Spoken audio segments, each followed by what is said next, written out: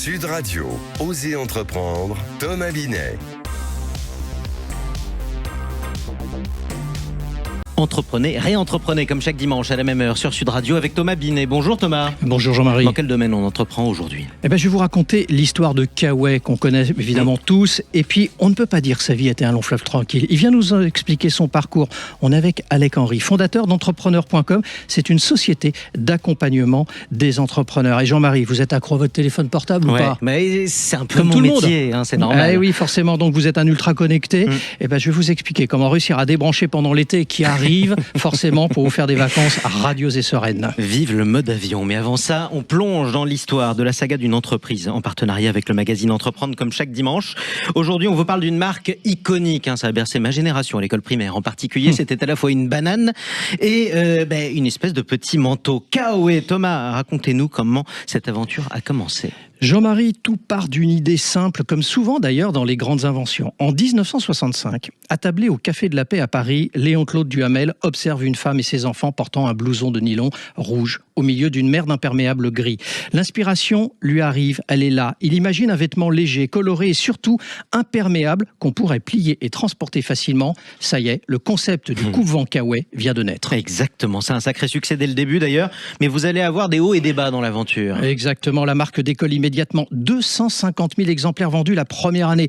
Puis dans les années 80, elle devient carrément culte avec Sophie Marceau qui enfile un Kaoué dans la boum. Mais en 92, catastrophe, l'usine brûle, les archives disparaissent et la marque entre dans une période extrêmement difficile. Il faudra attendre 2004 pour qu'un groupe italien, BasicNet, rachète Kaoué et la relance avec une stratégie plus mode et haut de gamme. Et ça donne quoi aujourd'hui ? Kaoué est redevenu une référence. Il s'est imposé comme un vêtement tendance associé au luxe avec des collaborations avec Marc Jacobs ou Meij. Des boutiques se multiplient, notamment à Paris, à Lille, et la marque continue d'innover avec des coupes modernes et des matériaux techniques. On peut dire que Kaoué n'a jamais autant été à la mode. Oui, c'est vrai. C'est Danny Boone qui avait fait un bon sketch aussi sur Kaoué. Exactement. Souvenir de gosse en quelque sorte. Allez, tout de suite, on accueille mon cher Thomas, votre invité. On est avec Alec Henry. Bonjour et bienvenue sur Sud Radio. Bonjour messieurs. Vous êtes le fondateur d'entrepreneur.com, entrepreneur au pluriel. C'est une plateforme francophone lancée en 2020, il y a 5 ans, dédiée à l'accompagnement global des entrepreneurs. Ils en ont bien besoin. Alors, quand je dis entrepreneur, c'est un peu vague. On parle des artisans, des professions libérales, des services à la personne. Bref, tout ce qui nous entoure. Vous êtes l'invité de Thomas Binet. Chaque jour, on nous vend une recette miracle, une routine parfaite, des méthodes et des hacks qui sont censés tout changer. On nous fait croire que la réussite, c'est une équation à résoudre, que si on trouve l'élément qui fera toute la différence, tout va changer, tout sera facile.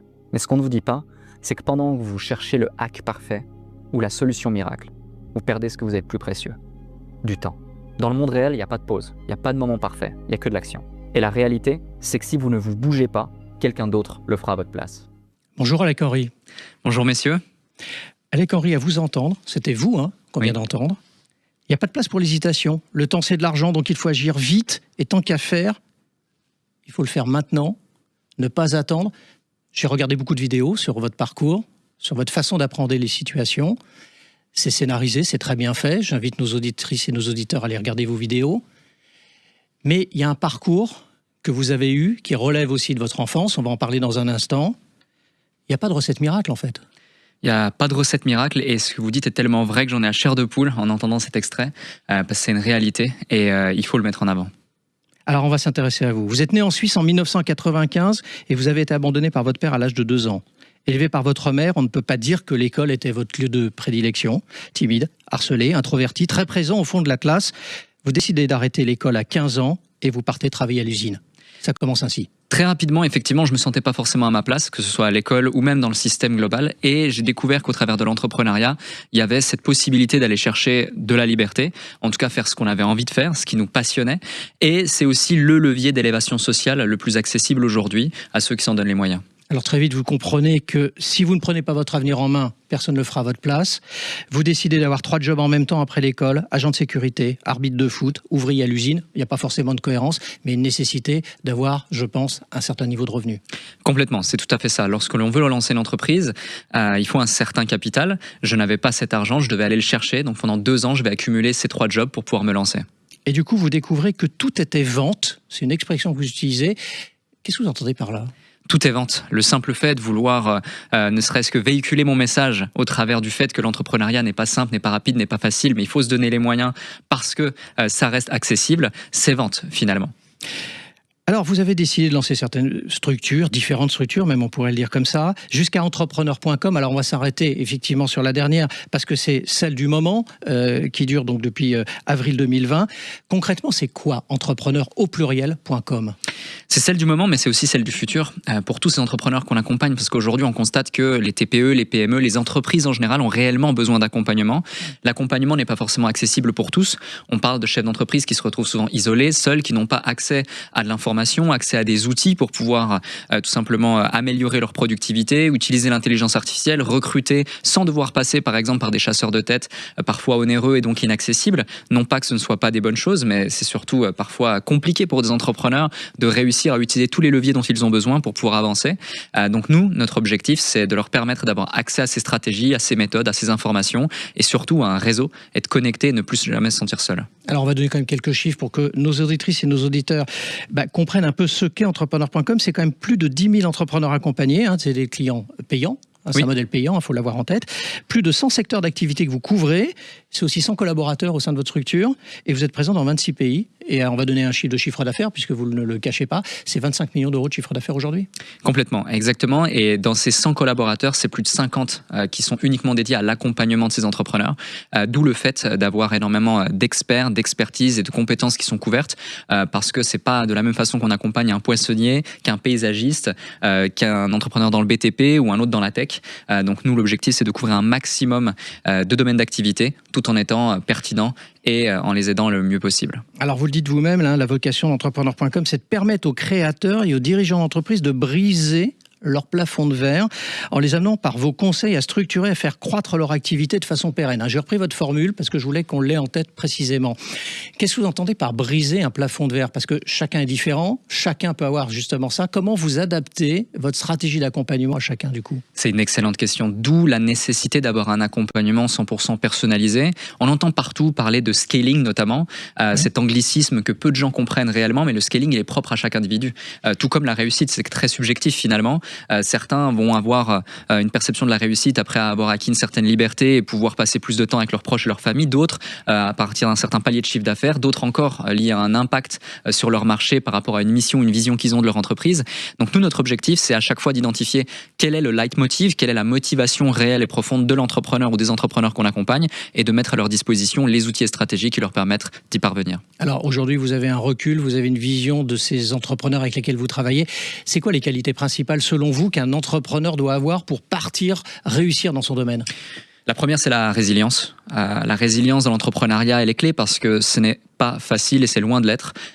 Et vu la conjoncture économique, ça risque pas forcément de l'être davantage. Le deuxième, c'est la curiosité. La curiosité, la nécessité d'adopter de nouvelles façons de faire, de nouvelles façons de voir les choses, de nouveaux outils également, on le voit avec l'intelligence artificielle notamment. Et la troisième, même si je n'ai pas la science infuse et ça reste mon propos, je dirais que c'est la passion. La passion et l'envie réellement de continuer à avancer et d'aimer ce qu'on fait au quotidien.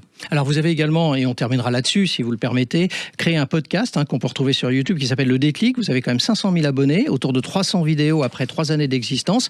Vous le définissez d'ailleurs comme le média qui met en lumière la vie des grands entrepreneurs. C'est-à-dire que vous allez à la rencontre, pour ceux qui sont intéressés, vous allez à la rencontre de grands entrepreneurs qui ont marqué leur époque. Complètement, je parlais de passion, je suis passionné des gens passionnants et il n'y a rien sans déclic à la base, d'où le nom du déclic. Et on en parlait même tout à l'heure, tout démarre et commence par un déclic ou plusieurs. L'objectif, c'est de mettre en lumière les déclics des plus grands entrepreneurs ou d'entrepreneurs qui ont marqué leur industrie pour motiver et pour donner peut-être le déclic à ceux qui nous écoutent. Merci à vous. Et merci Alec Henry. Je rappelle que vous êtes le fondateur d'entrepreneur.com, entrepreneur au pluriel, avec un S. Il faut mettre l'orthographe, pas comme dans les copies du bac par exemple. Bruno, le spécialiste des fournitures et de l'équipement pour les professionnels, présente Sud Radio, Osez entreprendre, Thomas Binet. Thomas, quand on est entrepreneur, alors il y a une tentation, c'est de rester connecté, même en vacances. La tentation est très forte. Comment on réussit à lâcher prise, à déconnecter vraiment, à recharger les batteries pendant la période ? C'est un vrai défi pour beaucoup, et peut-être pour nous-mêmes d'ailleurs. En tant qu'entrepreneur, on peut avoir l'impression que si on s'arrête, tout va s'effondrer. Pourtant, se déconnecter est crucial pour préserver sa créativité, son énergie sur le long terme. La première étape, c'est de préparer son absence en amont, déléguer, automatiser certaines tâches ou encore mettre d'ailleurs en place un système de gestion des urgences. Ainsi, vous savez que l'entreprise peut tourner sans vous. Exactement. Alors la clé, c'est d'anticiper, d'organiser les choses avant de partir. Une fois qu'on est en vacances, Thomas, on réussit comment à oublier tout ça ? C'est ce qui va vous arriver bientôt, les vacances, Jean-Marie. Alors il faut être très clair avec soi-même, définir un temps de déconnexion. Par exemple, limiter l'accès aux mails une fois par jour à une heure précise ou carrément couper les notifications. Il est important de faire comprendre à son équipe qu'il est temps de prendre du recul et surtout se consacrer à des activités qui n'ont rien à voir avec le travail. Parfois, ça peut être aussi simple que de passer du temps en famille, on le rappelle quand même, de faire du sport ou de simplement profiter du calme. L'objectif est de donner à l'esprit le temps de respirer et de se ressourcer. Alors on va parler souvent de recharge mentale pendant les vacances. C'est pas seulement une question de repos physique. Non, exactement. La déconnexion, c'est aussi mental. C'est un moment où il faut permettre à son cerveau de faire une pause des préoccupations quotidiennes. Cela permet de revenir plus créatif, plus détendu et surtout, évidemment, plus productif à la rentrée. En gros, la vraie clé, c'est d'assumer que l'entreprise peut fonctionner sans nous pendant un moment. C'est pas donné à tout le monde. Non, mais en tout cas, ça apprend à faire confiance aux autres, ce qui est toujours utile d'ailleurs en termes de management. Merci beaucoup Thomas Binet. Restez avec nous, on se retrouve dans un instant. On va parler de quoi ? De l'investissement pour les femmes. Sud Radio, Osez entreprendre, Thomas Binet.